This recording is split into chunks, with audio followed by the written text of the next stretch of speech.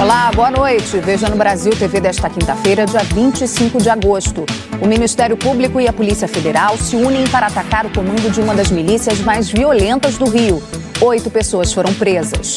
Reviravolta na investigação que apura a morte de um ambientalista em São Paulo.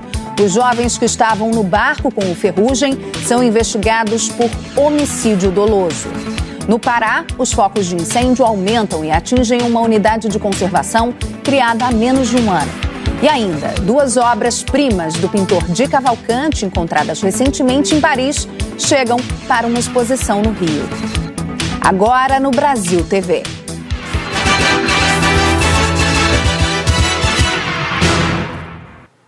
Oito pessoas foram presas em uma operação contra milicianos na zona oeste do Rio de Janeiro. A investigação do Grupo de Combate ao Crime Organizado do Ministério Público com a Polícia Federal afirma que eles são responsáveis por vários crimes, inclusive homicídios. 120 policiais foram para as ruas com 23 mandados de prisão e 16 de busca e apreensão. Os agentes foram a endereços de milicianos nos bairros de Guaratiba, Paciência, Campo Grande e Santa Cruz, no Rio. Uma das lideranças da milícia, Giovanni da Silva Mota, o GG, foi preso num hotel de luxo em Gramado, no Rio Grande do Sul.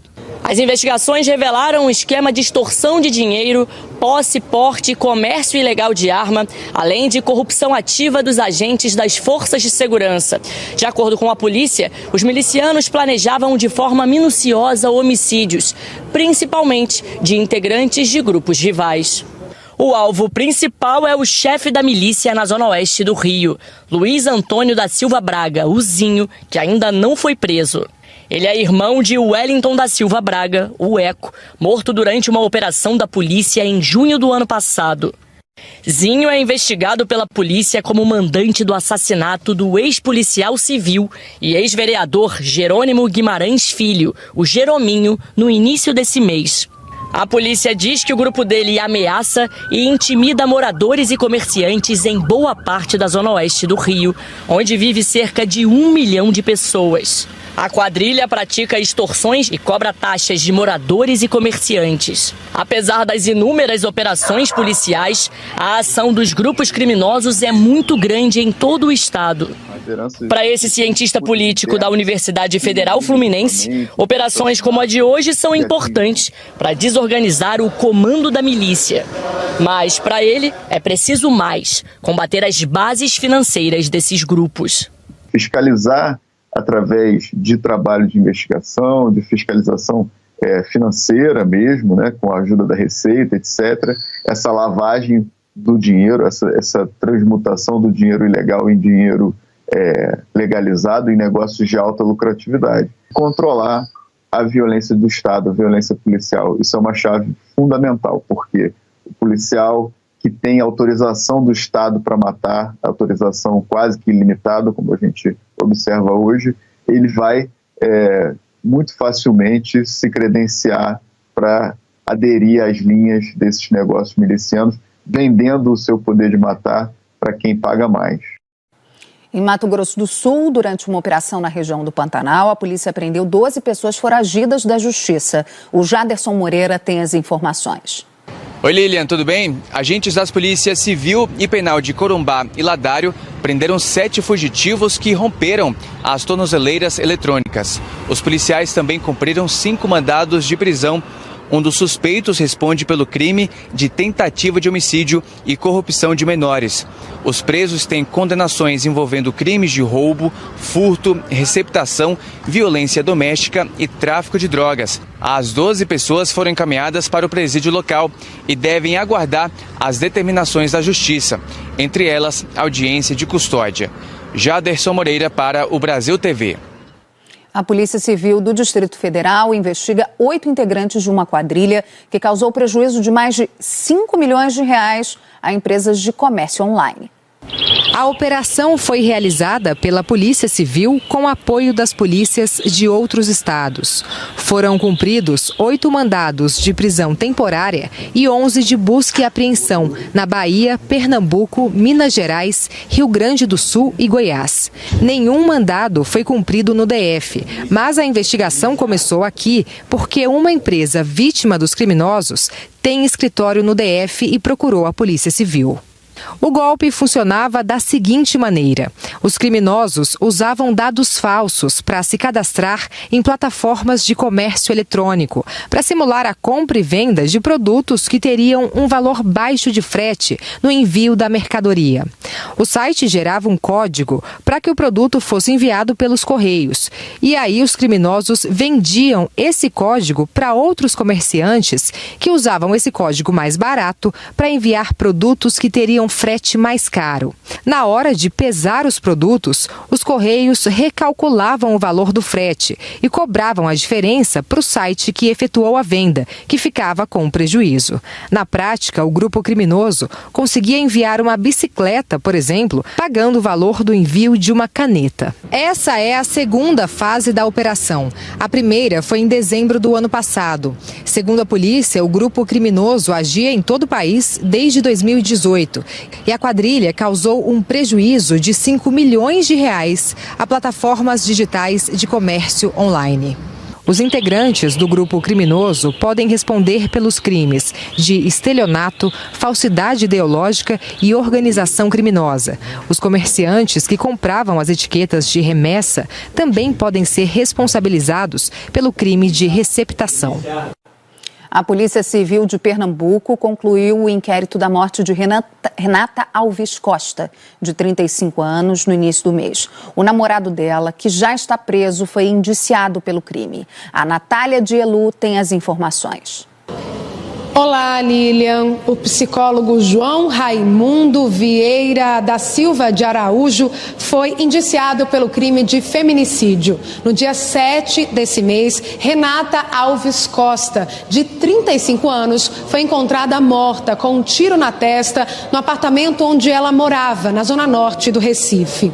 Imagens do circuito de segurança do prédio mostram um casal no elevador no dia do crime. João Raimundo foi preso 2 dias depois no aeroporto de Natal, no Rio Grande do Norte. De acordo com a polícia, ele tentava embarcar para São Paulo. O Departamento de Homicídios e de Proteção à Pessoa da Polícia Civil aqui de Pernambuco apreendeu 2 armas ilegais que pertencem ao suspeito, incluindo a pistola utilizada para matar Renata. O delegado que conduziu as investigações disse que, em depoimento, João Raimundo confessou parcialmente o crime. Ele alegou que o tiro que matou Renata foi acidental, mas essa hipótese foi totalmente descartada pela Polícia Civil, que acredita, que afirma que o suspeito teve a intenção de matar a namorada. Além de feminicídio, João Raimundo foi indiciado por posse ilegal de arma, constrangimento ilegal e violência psicológica. Ele está preso no Centro de Triagem de Abreu e Lima, no Grande Recife, e, segundo o Tribunal de Justiça de Pernambuco, João Raimundo usava tornozeleira eletrônica e cumpria prisão domiciliar por agredir a ex-esposa e balear 2 funcionários de um hotel no Recife em 2019. Até abril, ele trabalhava no Juizado de Violência Doméstica e Familiar contra a mulher na cidade de Guarabira, na Paraíba. Nós não conseguimos contato com a defesa do suspeito. Em São Paulo, a polícia passou a investigar como homicídio qualificado a morte do ambientalista Adolfo Duarte, o Ferrugem. O laudo do Instituto Médico Legal apontou que ele não morreu afogado, contradizendo a versão dos 4 jovens que estavam no barco com ele. Ontem, a Justiça decretou a prisão dos suspeitos. Os 4 jovens que estavam no passeio de barco com o ambientalista Na noite do desaparecimento dele, no início de agosto, foram presos temporariamente por 30 dias. O laudo do Instituto Médico Legal contradiz a versão dada por eles, de que o ambientalista Adolfo Duarte, conhecido como Ferrugem, caiu na água depois de um solavanco na embarcação e se afogou. O corpo dele foi encontrado 5 dias depois do desaparecimento na área de uma represa na zona sul de São Paulo. Segundo o laudo, a morte foi por asfixia mecânica e não há sinais de afogamento. A delegada responsável pelo caso disse que as lesões encontradas no pescoço de Ferrugem são compatíveis com um golpe conhecido como mata-leão e que quando a vítima caiu na água, já estava morta.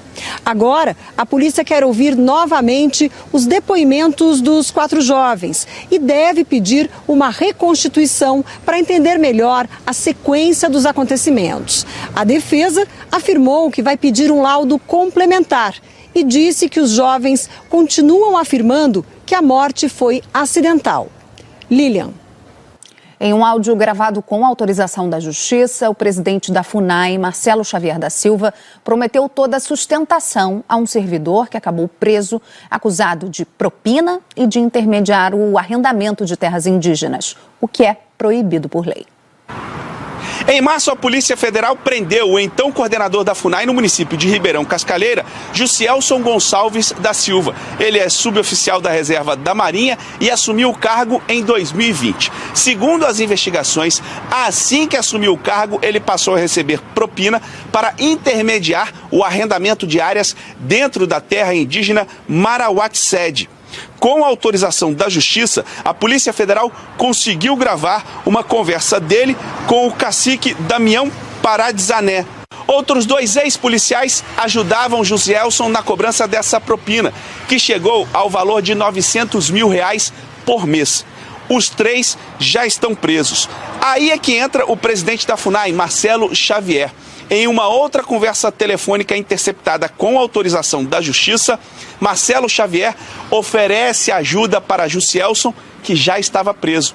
O presidente da FUNAI promete interceder em favor dele junto à Polícia Federal. Eu vou dar a ciência já do caso ao corregedor lá de Mato Grosso, ao corregedor nacional da Polícia Federal aqui, e já vou acionar nossa corregedoria para atuar nisso aqui. Pode ficar tranquilo. Obrigado. Sim, e eu agradeço, porque a gente está na ponta da lança. Se o senhor é meu apoio de fogo, o senhor me protegendo, eu fico mais feliz ainda. Fica tranquilo aí que você tem toda a sustentação aqui, pode ficar sossegado. 27 pessoas foram denunciadas pelo Ministério Público Federal no início de agosto, entre elas o cacique Damião. Essas pessoas vão responder por crimes ambientais, exploração indevida de terras da União, corrupção e coação e podem pegar até 17 anos de prisão. Já os arrendatários vão responder criminalmente por invasão de terras públicas e crimes ambientais. Em nota, a FUNAI afirmou que repudia notícias fantasiosas e mal intencionadas, cuja deturpação de conteúdo é exploração midiática e expõe a honra objetiva e subjetiva de agentes públicos. A defesa de Jussielson da Silva nega que ele intermediava o arrendamento de terras indígenas e não quis comentar o áudio.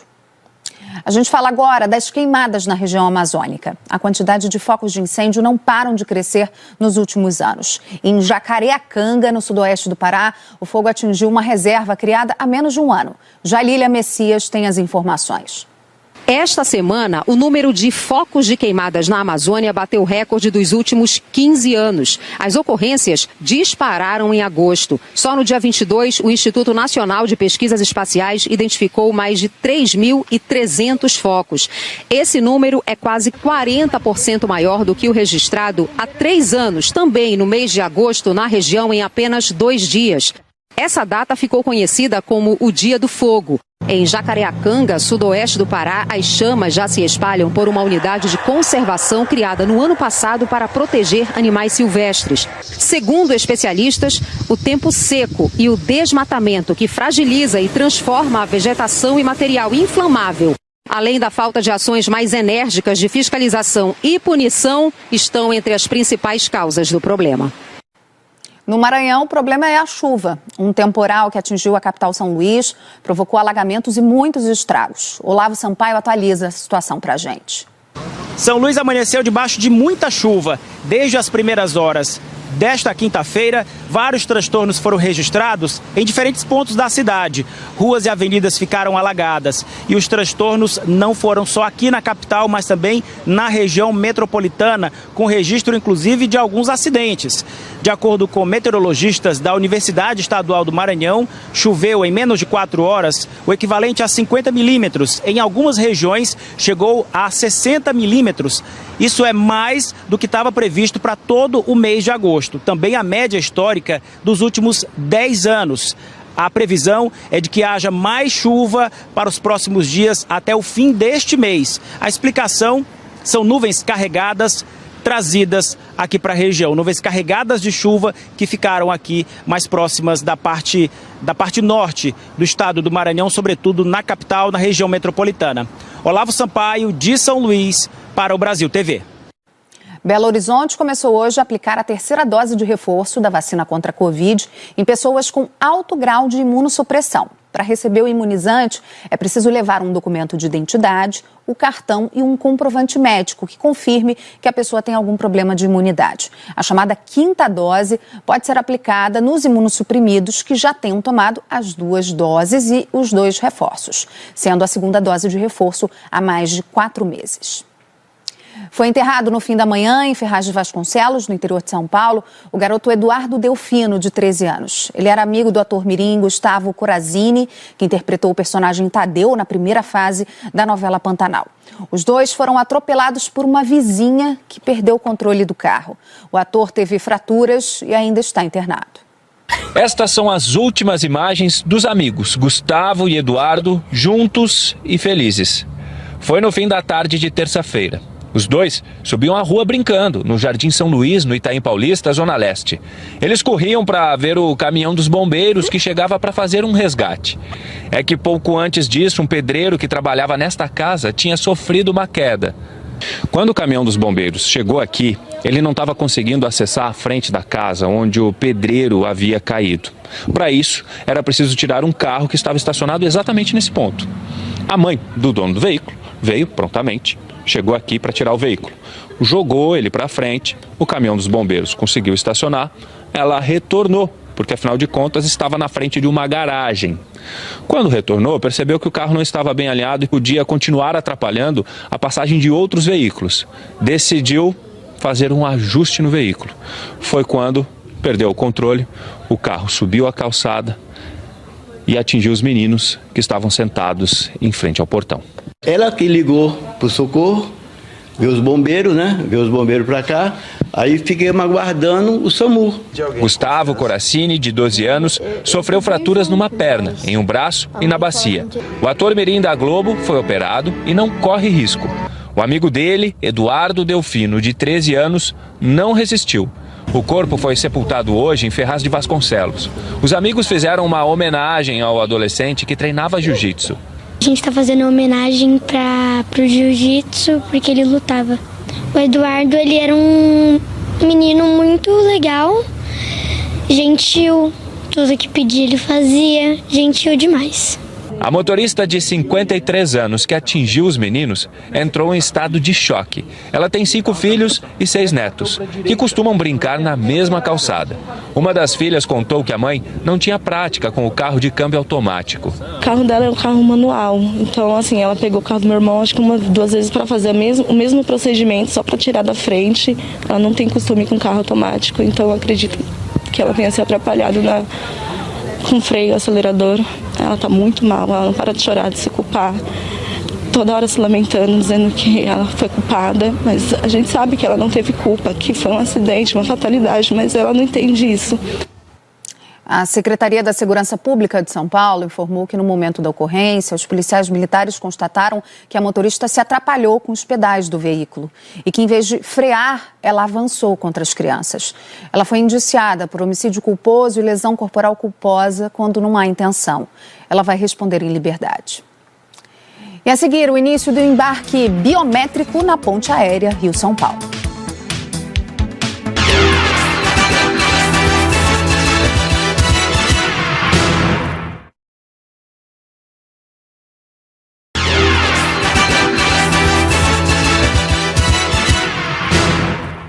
Brasil TV de volta falando da novidade na ponte aérea Rio-São Paulo. Começou a funcionar hoje o embarque biométrico. A partir de agora, qualquer passageiro da ponte aérea pode optar pelo reconhecimento facial para entrar no salão de embarque no aeroporto de Congonhas, em São Paulo, e no Santos Dumont, no Rio de Janeiro. Para isso, o passageiro deve fazer a opção pelo reconhecimento facial na hora do check-in. O dispositivo, que já vinha sendo testado, usa um banco de dados com as fotos das carteiras de habilitação e dos títulos de eleitor. O reconhecimento facial também será feito na hora do passageiro entrar na aeronave. Lembrando que isso só vale, por enquanto, para quem vai do Rio para São Paulo ou então faz o caminho contrário. As imagens coletadas são protegidas pela Lei Geral de Proteção de Dados. A Força Federal vai fazer a segurança de 9 municípios de Mato Grosso do Sul nas eleições deste ano. A decisão foi autorizada pelo Tribunal Regional Eleitoral do Estado. A decisão foi publicada no Diário Oficial da Justiça Eleitoral e autoriza, portanto, aí o envio de forças federais para 9 cidades de Mato Grosso do Sul que ficam na fronteira com o Paraguai. São elas, então, as cidades de Amambai, Paranhos, Bela Vista, Caracol, Ponta Porã, Antônio João, Coronel Sapucaia, Aral Moreira e Carapó. De acordo com a decisão, então, essas forças federais devem ser enviadas a partir do dia 26 de setembro a esses municípios, um pouco antes das eleições. E devem contar, e essa operação deve contar com a presença da Força Nacional de Segurança, da Polícia Federal, Exército, Departamento de Operações de Fronteira e Polícia Militar de Trânsito. E daqui a pouco, no Jornal Nacional, tem a terceira entrevista com os principais candidatos à presidência da República, mais bem colocados na última pesquisa Datafolha de intenção de votos. Hoje será a vez de Luiz Inácio Lula da Silva, do PT. E amanhã, na última entrevista, Simone Tebet, do MDB. Os 125 anos de nascimento de um grande artista brasileiro, Di Cavalcanti, um mestre do modernismo, vão ser comemorados com uma exposição no Rio. A mostra abre no próximo dia 6 de setembro e traz 2 obras inéditas do pintor que estavam na França e nunca tinham sido expostas aqui no Brasil. A conversa das moças e de rapazes fantasiados de mulher. O cavaleiro mascarado e o músico se arrumando. É uma cena do carnaval no subúrbio carioca, com todos seus relevos e o mar ao fundo. Uma obra de Di Cavalcanti, um dos maiores artistas plásticos do Brasil e um dos mentores da Semana de Arte Moderna de 1922. As obras Carnaval e Bahia não eram vistas desde 1936. Elas foram descobertas recentemente e repatriadas. As 2 pinturas estavam na casa de uma família francesa em Paris, onde Di Cavalcanti se exilou depois de ser preso 2 vezes aqui no Brasil por conta de suas opiniões políticas. O artista era comprometido com o social, preocupado com a população menos favorecida. Uma história que a filha dele, que cuida da obra do pai, se lembra bem. Nesse período, o papai pintou essas obras sociais e foi um período muito sofrido, de muita perseguição e de muita instabilidade. E o que norteava meu pai era a arte e o amor. Tinha muitas musas, claro que tinha muitas musas, mas assim, amor principalmente ao Brasil, né? O seu Brasil, que como ele sofria, que queria mudar as coisas, mas não conseguiu. Essa exposição vai exibir cerca de 40 quadros para comemorar os 125 anos de Di Cavalcanti no dia 6 de setembro. Para a curadora e estudiosa da obra do artista, Denise Matar, as 2 telas encontradas são preciosidades. São obras absolutamente extraordinárias e que a gente não conhecia. Elas são do momento que o Di volta de Paris, a primeira viagem que ele faz, que ele volta em 25, ele diz o seguinte: Paris colocou uma marca na minha inteligência e como civilizado comecei a conhecer a minha terra. Então ele vai para os morros cariocas, ele começa a retratar os morros cariocas. Foi um trabalho de mais de 1 ano para repatriar as telas. O público brasileiro poderá ver as obras de graça. Foi um esforço muito grande, um trabalho muito bacana que a gente conseguiu realizar. A ajuda dos colecionadores em cederem as obras também para poder fazer essa exposição. Eu acho que o presente é dele, né? Eu acho que o presente é dele de proporcionar isso para a gente. O galerista Luiz Danielian diz que a emoção de trazer as obras para o Brasil foi tão grande que ele vai até guardar as caixas que transportaram os quadros. O Rio sempre foi o celeiro, foi um polo cultural, né, do Brasil. A gente tem esse compromisso de resgatar essa importância do Rio de Janeiro frente à nossa produção artística. E trazer isso para uma exposição comemorativa, homenageando o Di Cavalcanti, dos 125 anos. Carioca. Com uma das mais importantes obras produzidas por ele, é realmente um prazer, uma honra muito grande para mim. O Brasil TV fica por aqui. O Jornal Nacional é daqui a pouco, às 20h30 da noite, hora de Brasília. Ótima noite para você. Até amanhã.